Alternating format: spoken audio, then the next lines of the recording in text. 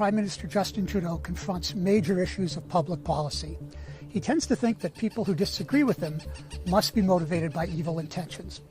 We saw it last year in the protests in Ottawa against vaccine mandates and government lockdowns, when he compared the thousands of people who were in the streets protesting to Nazi sympathizers because a few idiots waved, in a couple of isolated incidents, Nazi flags. We saw it in the 2021 federal election when he portrayed people who refused or were reluctant to be vaccinated as basically evil, that they were endangering people's children. They didn't care about their fellow citizens.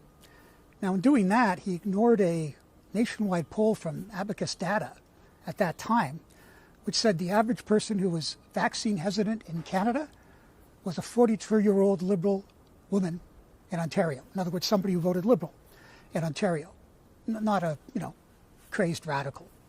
It got so bad that one Liberal MP, Joel Lightbound, said after the fact that what Trudeau had done was weaponize the vaccine issue in an effort to stigmatize and divide Canadians, and that it wasn't necessary because Canadians had one of the highest vaccination rates in the world.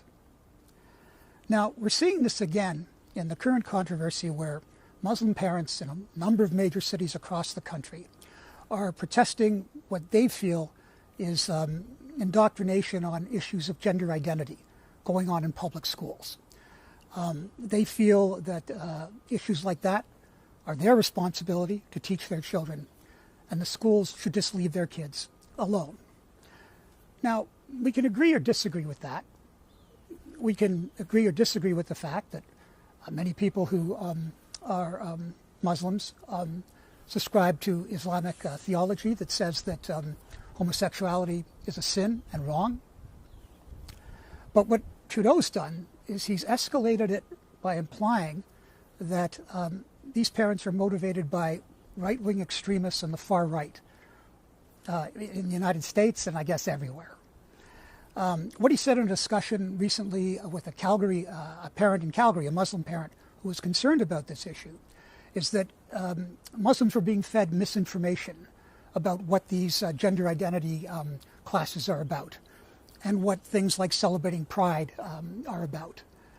And that's the reason that they were opposing it, and that the strategy of these right-wing unnamed conspirators was to separate, divide the support of the Muslim community for the Liberal government.